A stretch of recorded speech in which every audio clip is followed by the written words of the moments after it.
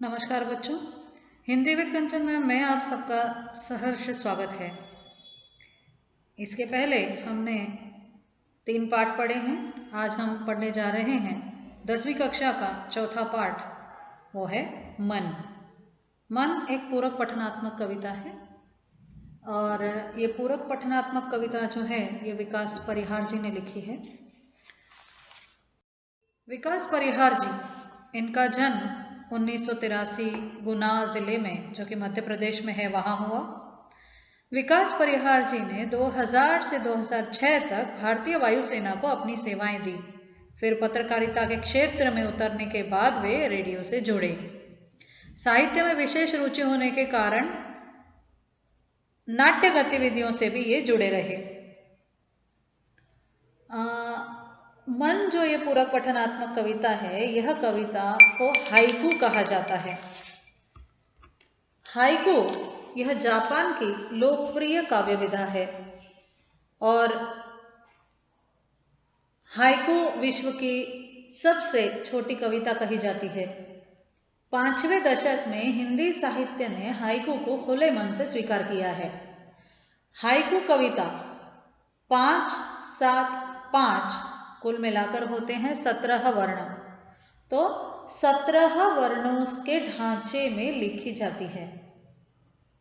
अब ये 17 वर्ण कैसे हुए या 5 + 7 + 5 कैसे हुए, ये एक उदाहरण आपके सामने ही जो कविता है, घना अंधेरा चमकता प्रकाश और अधिक। अभी इतना ही हम देखते हैं कि इसे हाइकू कैसे कहा जाता है, 17 वर्ण कैसे हुए। अभी 5 वर्ण, घ अधिक ना अधिक अन अधिक धे अधिक रा, घना अंधेरा, ये कितने वर्ण हुए? 5। च म क ता प्र का श, अगर इसकी गिनती करेंगे तो ये हुए 7 वर्ण। और अधिक, इनकी गिनती करेंगे तो ये हुए 5 वर्ण, यानी 5 + 7 + 5 कुल मिलाकर होते हैं 17 वर्ण। और 17 वर्ण के ढांचे में लिखी जाती है हाइकू। तो प्रस्तुत हाइकू में कवि ने अपने अनुभव और छोटी छोटी विभिन्न घटनाओं को अर्थवाही सीमित शब्दों में प्रस्तुत किया है। अभी ये जो 17 वर्णों की हाइकू है, इस हाइकू में हर एक 17 वर्णों में आपको कोई ना कोई सीख मिलती है। जैसे कि प्रतिकूल परिस्थिति के बावजूद आशावादी बनकर जीवन की राह पर चलने की प्रेरणा यह हाइकू देती है। जीवन में निस्वार्थ भाव से कर्म करने की प्रेरणा हाइकू देती है। भवसागर में जीवन रूपी नैया के सुरक्षित किनारे तक ले जाने के लिए कठोर परिश्रम की आवश्यकता पर बल दिया गया है। इस कविता में दुख की स्थिति में हताशा या निराशा त्याग कर संघर्ष करने के लिए भी प्रेरित किया गया है। जीवन के आनंद भरे क्षणों का पूरा लाभ उठाने की प्रेरणा भी दी गई है। दुखी उदास मन को हल्का करने के लिए आंसू काम आते हैं, इसका एहसास भी दिलाया गया है। जीवन में कदम कदम पर ठोकरें खाई जाती हैं या ठोकरें खानी पड़ती हैं, फिर भी जीवन कितना सुंदर है उसे सार्थक बनाने की भी प्रेरणा इस हाइकू में दी है। उस हाइकू विधा की विशेषताओं से परिचित कराया है, कृतिशील बनने की प्रेरणा दी है, औपचारिक और अनौपचारिक पत्र लेखन की नई शैली से भी परिचित कराया गया है। बच्चों, इस हाइकू में कुछ जीवन मूल्य भी दर्शाए गए हैं। वो है स्व की पहचान, स्व यानी खुद, खुद की पहचान, निर्णय क्षमता यानी डिसीजन पावर या डिसीजन मेकिंग जिसे कहा जाता है, निर्णय लेने की क्षमता, रचनात्मक विचार और निस्वार्थ सेवा भाव, संघर्ष, त्याग, परोपकार, सौंदर्य दृष्टि, ये सारे जो मूल्य हैं इस मन हाइकू पूरक पठनात्मक कविता में नजर आते हैं।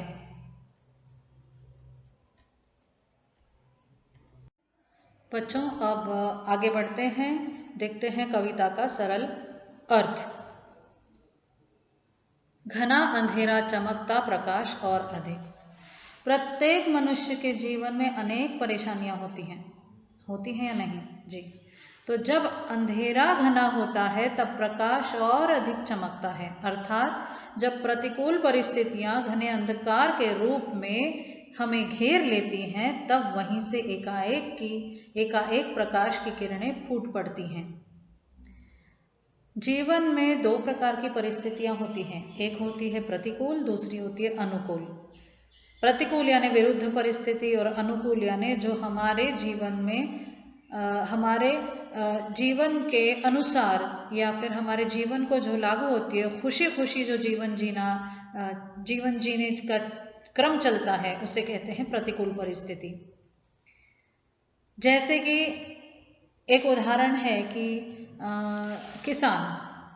किसान जब खेती करता है, किसान जब अनाज बोता है, किसान जब बीज बोता है, तब उसके बीज बोने के बाद उसकी खेती के लिए अनुकूल परिस्थिति की आवश्यकता है, ना कि प्रतिकूल परिस्थिति। अभी किसान के लिए अनुकूल परिस्थिति कब होती है? जब बारिश आती है, जब वर्षा होती है, तब किसान के लिए अनुकूल परिस्थिति होती है। तो इसे कहा जाता है अनुकूल परिस्थिति। और प्रतिकूल परिस्थिति यानी क्या? बीज बोने के बावजूद भी किसान किसकी राह देखता रहता है? किसान बारिश की राह देखता रहता है और फिर भी बारिश नहीं आती, तो इसको कहते हैं प्रतिकूल परिस्थिति यानी विरुद्ध परिस्थिति। तो बच्चों, कहने का तात्पर्य यह है कि जब परिस्थिति प्रतिकूल होती है तो घने अंधकार में यानी पहले ही हमारा जीवन संघर्षमय है और इस संघर्षपूर्ण जीवन में कहीं ना कहीं हमेशा या फिर हम ऐसे कह सकते हैं कि बहुत बार हमारे जीवन में हमें कभी सफलता जल्दी प्राप्त नहीं होती और हम लोग निराश हो जाते हैं। तो ऐसे वक्त में कहीं से भी एक आशा की किरण हमें जब नजर आती है तो मानो ऐसा होता है कि हमारे इस संघर्ष में घने अंधेरे वाले जीवन में जब आशा की किरण जग जाती है, आशा की किरण मिल जाती है, एक प्रकाश मिल जाता है, तो हमारा जीवन क्या है, अचानक से मोड़ लेने लगता है। ऐसे वक्त में हमें हार नहीं माननी चाहिए। और जैसे कि घना अंधेरा जब होता है तो इस घने अंधेरे में एक दिया अगर आप जलाएंगे और वो दिए की ज्योति आप उस प्रकाश में जब रखेंगे तो वो एक छोटी सी दिए की ज्योति जो है पूरे अंधेरे को प्रकाशमान कर देती है। वैसे ही हमारा जीवन होता है। तो जब प्रतिकूल परिस्थितियां घने अंधकार के रूप में हमें घेर लेती हैं तब वहीं से एकाएक प्रकाश की किरण भी फूट पड़ती है। दूसरा देखते हैं, करते जाओ पाने की मत सोचो जीवन सारा। हमें पूरा जीवन काम करते रहना चाहिए, यह नहीं सोचना चाहिए कि हमें क्या प्राप्त होगा। कर्म करते रहना चाहिए, फल की अपेक्षा नहीं करनी चाहिए। यही एक श्लोक है भगवत गीता में, 2 अध्याय श्लोक 47, कर्मण्येवाधिकारस्ते मा फलेषु कदाचन मा कर्मफल हेतु भूर्मा ते संगोत्सत्व कर्मणि। अभी इसका अर्थ ये है कि भगवत गीता में ये दिया है कि श्री कृष्ण जी अपने पार्थ से ये सारे ज्ञान की बातें कह रहे हैं। तो यहाँ पर इस श्लोक में श्री कृष्ण जी ने कहा है, कर्म पर तुम्हारा ही अधिकार है। हे अर्जुन, कर्म पर तुम्हारा ही अधिकार है, लेकिन कर्म के फलों में कभी नहीं। इसीलिए कर्म को फल के लिए मत करो और न ही काम करने में तुम्हारी आसक्ति हो। इसका अर्थ ये हुआ कि हमेशा कर्म करते चलो, फल की अपेक्षा मत करो। फल अपने आप आपको मिलेगा ही, क्योंकि यदि आपका कर्म सच्चाई से आप कार्य करते जा रहे हैं, काम करते जा रहे हैं, तो वो सच्चाई से काम का जो फल है, सच्चाई से मिलने वाले काम का जो फल है, वो अपने आप ही आप लोगों को मिलेगा। इसीलिए कर्म की अपेक्षा नहीं करनी चाहिए, जीवन भर हमें काम करते रहना चाहिए, हमारा पूरा जीवन कर्म को समर्पित करना चाहिए। जीवन नैया मझधार में डोले संभाले कौन। जीवन रूपी नैया यदि संसार रूपी सागर में डगमगा रही है तो उसे कोई अन्य संभालने के लिए नहीं आएगा। हमें स्वयं उसे पार लगाने के लिए प्रयास करना होगा।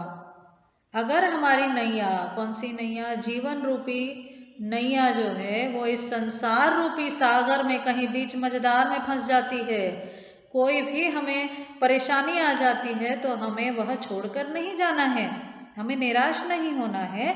तो वो कोई और आकर हमारी मदद करेगा क्या? नहीं करेगा। हमें हमारी नैया कोई और आकर संभालेगा क्या? नहीं संभालेगा। तो हमें क्या करना चाहिए? हमें स्वयं उसे पार लगाने के लिए प्रयत्न करना होगा। रंग बिरंगे रंग संग लेकर आया फागुन। फागुन का महीना, फागुन का महीना, जब हम फागुन, यह शब्द या फागुन का महीना आने वाला है, यह अगर हम जब सोचते हैं तो यही सोचते हैं कि यह फागुन का महीना अपने साथ रंग लेकर आता है, विविध प्रकार के रंग लेकर आता है। तो ये खुशी का महीना कहलाया जाता है। इससे हर समय उल्लास और उमंग जग जाता है। अतः हम सभी को कुछ समय के लिए चिंताओं और परेशानियों को भूलकर वसंत ऋतु का आनंद लेना चाहिए। बच्चों, हमारा जीवन जो है संघर्षपूर्ण जीवन है। इस संघर्षपूर्ण जीवन में हम बहुत जल्दी हताश निराश हो जाते हैं। हमें खुद के लिए वक्त भी नहीं मिलता। और जब हम कहते हैं ना अंग्रेजी में change in a work is rest, तो हम लोग अगर इतना कार्य करते हैं, इतना काम करते हैं, इतने व्यस्त रहते हैं, मशरूफ रहते हैं हमारे कार्य में, और इस मशरूफ रहने से हम अपने आप को भूल जाते हैं। तो अपने आप को वक्त देने के लिए हमारे मन में और अच्छे अच्छे रंग लेकर आता है ये फागुन का महीना, यानी और खुशियाँ देने के लिए आता है। अगर हमारा मन खुश है तो हम दुगनी ताकत से और काम करने लगते हैं। इसीलिए हमारा मन हमेशा खुश रहना चाहिए, हमेशा सकारात्मक विचार हमारे मन में आने चाहिए, तभी हमारा मन खुश होगा। तो फागुन के महीने का उदाहरण दिया गया है कि फागुन का महीना क्यों आता है। फागुन का महीना रंग लेकर आता है, अलग अलग रंग लेकर आता है, और यह हमारे जीवन में खुशियाँ, उल्लास और उमंग लेकर आता है, जो कि हम दुगनी गति से काम कर सके, हमारी चिंता और परेशानियां जो हैं हमारे जीवन में वह दूर हो सके। इसीलिए फागुन का महीना रंग लेकर आता है, और इन परेशानियों को भूलकर हमें वसंत ऋतु का आनंद लेते आना चाहिए। कांटों के बीच खिलखिलाता फूल देता प्रेरणा। कांटों के बीच हमारे सामने एक ही फूल पहले आ जाता है, वो है फूलों का राजा गुलाब। तो कांटों के बीच हमेशा गुलाब जो है मुस्कुराता रहता है, हंसता रहता है, खिलखिलाता रहता है। यही हमें बहुत बड़ी प्रेरणा देता है, हर पल प्रेरणा देता है, हर वक्त प्रेरणा देता है कि परेशानियों से न घबराया जाए, और परेशानियों से न घबरा कर हमें हमारा काम करना है। इतने कांटों से घिरे रहने के बावजूद भी हंसता कैसे है? तो यही सीख हमें इस गुलाब के फूल से मिलती है कि कांटे यानी कितनी भी परेशानियां हमारे जीवन में आए, जीवन है तो जीवन में परेशानी यानी कांटों का ताज पहनकर ही हमें चलना पड़ता है। तो इस कांटों के ताज के साथ हम भी इस गुलाब के फूल की तरह जिंदगी में मुस्कुराते रहेंगे। ऐसे ही हमें इस हाइकू से सीख मिलती है। भीतरी कुंठा आंखों के द्वार से आई बाहर। जब नेत्रों से अश्रु बहते हैं, कुंठा का अर्थ है बहुत बड़ी निराशा। भीतरी कुंठा, अंदरूनी निराशा, हमारे मन की निराशा। तो हमारे मन की जो निराशा है वो जब हमें दूर करनी होती है, तो आंखों से अश्रु जब छलकते हैं तब वो भीतरी कुंठा बाहर आती है, तब हमारा मन हल्का हो जाता है। जब अश्रु जो है आंखों के द्वार से बाहर आते हैं, तो हमारा मन जब निराश होता है, हम बहुत परेशानी में होते हैं या कुछ सोचते रहते हैं, तब हम लोगों के आंखों से अश्रु आने का एक ही रास्ता है कि हमारा मन साफ हो जाता है। यानी हमारे मन की सारी शंका, आशंकाएं, निराशाएं सब इस आंखों के आए जल से दूर हो जाती हैं। खारे जल से धुल गए विषाद मन पावन। अब देखते हैं, जब नेत्रों से अश्रु बहते हैं तो यह समझना चाहिए कि आंसुओं के खारे जल के साथ मन का पूर्ण विषाद धुल गया है और मन पहले के समान पावन हो गया है।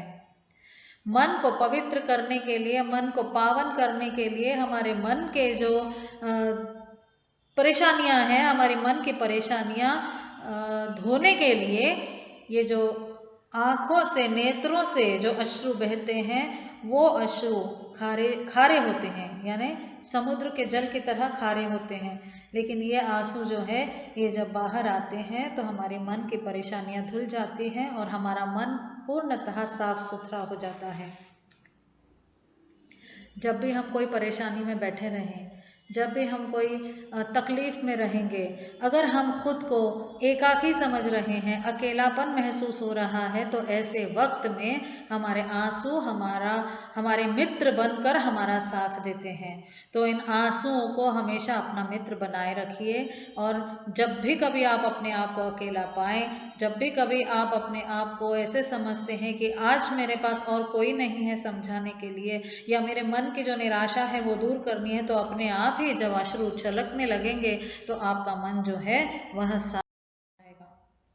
मृत्यु को जीना जीवन विष पीना है जिजीविषा। यहाँ पर जिजीविषा का अर्थ देखते हैं। जिजीविषा यानी जीवन के प्रति आसक्ति। अब बच्चों, मृत्यु को जीना, प्रत्येक मनुष्य के जीवन में अनेक परेशानियां, अनेक चिंताएं और अप्रिय प्रसंग आते रहते हैं जो हमें ये प्रसंग अच्छे नहीं लगते। ऐसे में जीवन रूपी संग्राम में डटे रहना हमारी जिजीविषा का प्रमाण है। यानी हम लोग इस जीवन को दिखा देते हैं कि हमारे जीवन में अनेक परेशानियां हैं, अनेक चिंताएं हैं, अनेक अप्रिय प्रसंग हैं, फिर भी यह जो जीवन रूपी संग्राम है, इस संग्राम में हम डटे रहेंगे और हम डटे रहते हैं। मन की पीड़ा छाई बन बादल बरसी आंखें।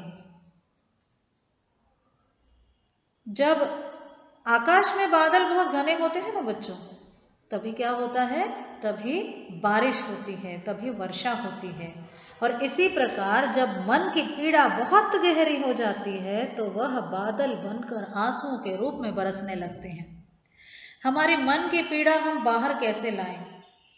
तो मन की पीड़ा बाहर लाने का एक जरिया है, वो है आंसू। तो मन की पीड़ा जितनी गहरी हो जाती है उसके बाद जब ये बादल रूपी आंसू कहा गया है, देखिए कितनी सुंदर उपमा दी गई है, बादल रूपी आंसू जब ये आंसुओं के रूप में बरसने लगते हैं तभी हमारे मन की पीड़ा जो है वह धुल जाती है। चलती 7 पटरियां रेल की फिर भी मौन। रेल की पटरियां अनंत काल तक साथ चलती रहती हैं, परंतु वे सदा मौन रहती हैं, एक दूसरे से कभी बात नहीं करती, यानी आखिर तक एक दूसरे का साथ नहीं छोड़ती। लेकिन कैसे? एक दूसरे से बात न करने के बावजूद भी ये आखिर तक अपना साथ नहीं छोड़ती हैं। यानी इन जो रेल की 2 पटरियां हैं, ये पटरियों का बहुत बड़ा महत्व हमारे जीवन के साथ जुड़ा हुआ है। ऐसे व्यक्ति होते हैं हमारे जीवन में जो आखिर तक हमारे साथ रहते हैं, लेकिन कैसे? दृश्य स्वरूप में न होते हुए अदृश्य स्वरूप में साथ में रहते हुए भी हमारे जीवन के आखिर तक हमारा साथ नहीं छोड़ते, इन रेल की पटरियों की तरह। सितारे छिपे बादलों की ओट में सोना आकाश। सितारे क्या है बच्चों? सितारे इस आकाश का श्रृंगार है और इन सितारों से ही आकाश की शोभा बढ़ती है।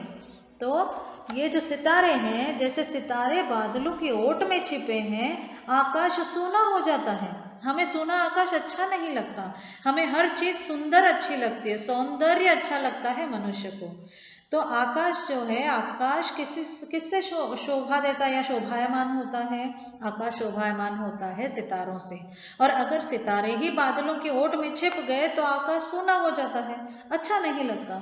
ठीक इसी प्रकार कुछ लोग हमारे जीवन में अत्यंत महत्वपूर्ण होते हैं, उनका चले जाना या उनके चले जाने पर या विमुख हो जाने पर मानो हमारा जीवन निरर्थक बन जाता है।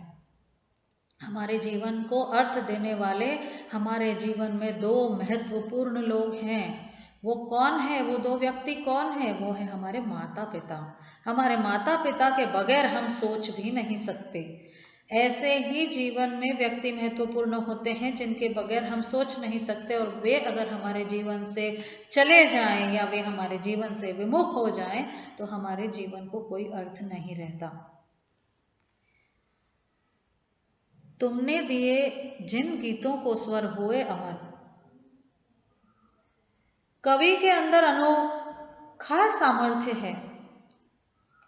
यह जिन गीतों को स्वर देता है वे अमर हो जाते हैं। इसी प्रकार कवि अपनी रचनाओं के द्वारा समाज में परिवर्तन ला सकता है। कवि रचनाएं करता है, कवि करता है, कविताएं करता है, तो कवि की इन रचनाओं को क्या है, अगर कवि इन रचनाओं को या इन स्वरों को गीत देता है तो वे गीत अमर हो जाते हैं। फर्ज कीजिए हमारे भारत देश के लिए जिन जिन सूरमाओं ने गीत लिखे हैं वे गीत आज अमर हो गए हैं। उसमें से एक उदाहरण है किसका? एक उदाहरण है एक गीत का, सारे जहां से अच्छा हिंदुस्तान हमारा। इन शब्दों को स्वर किसने दिया? इन शब्दों को स्वर किसने दिया? सारे जहां से अच्छा, इनको स्वर दिए हैं या ये लिखा है इकबाल जी ने, और इनको स्वर मिला और यह गीत अमर हो गया। आज भी हर बच्चे के ज़ुबान पर, हर व्यक्ति के ज़ुबान पर अपने देश के लिए ये गीत जो है बहुत महत्वपूर्ण है। तो कवि जिन शब्दों को स्वर देता है, जिन गीतों को स्वर देता है, वह गीत अमर हो जाते हैं। अब हमारा राष्ट्रगान ही देख लो। हमारा राष्ट्रगान है वंदे मातरम, और यह वंदे मातरम लिखा किसने है? गुरु रविंद्रनाथ टैगोर जी ने। दूसरा है जन गण मन, ये हमारा राष्ट्रगीत है, ये भी उन्होंने ही लिखा है, और इन गीतों को स्वर मिले और यह अमर हो गए, यानी आखिर सांस तक हम ये गीत नहीं भूल सकते।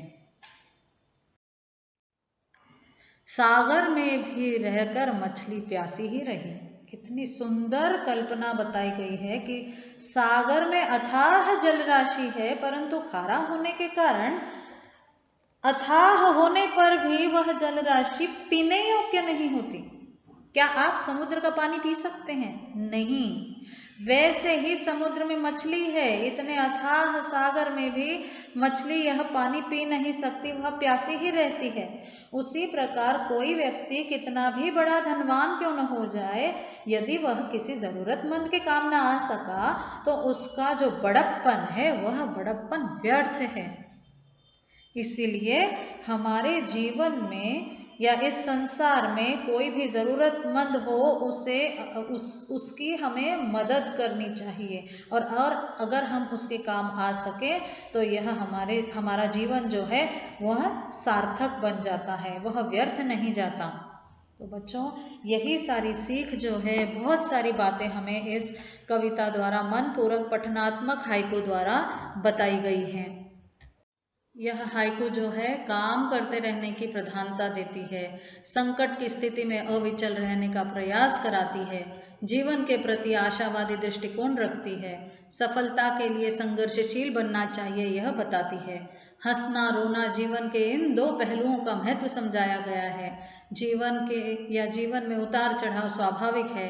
हताश निराश न होकर हंसते हुए हमें जीवन की राह पर चलने की आवश्यकता यह हाइकू हमें समझाती है। हम आशा करते हैं कि आपको यह हाइकू कविता समझ में आई होगी, और इसके बाद जो शब्द संसार दिया है यहाँ पर, यह पढ़ लीजिएगा और यह लिख लीजिएगा अपनी में। फिर स्वाध्याय में दिया है सूचना के अनुसार कृतियाँ करनी है।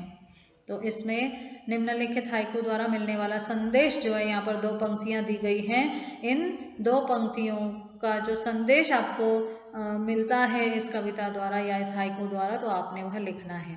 कृति पूर्ण करनी है। हाइकू में प्रयुक्त महीना और उसकी ऋतु, आपको उत्तर लिखने हैं। यहाँ पर 4 प्रश्न पूछे गए हैं, आगे अधोरेखांकित किया गया है, तो उसमें आपने उत्तर लिखने हैं। निम्नलिखित काव्य पंक्तियों का केंद्रीय भाव भी आपने स्पष्ट करना है।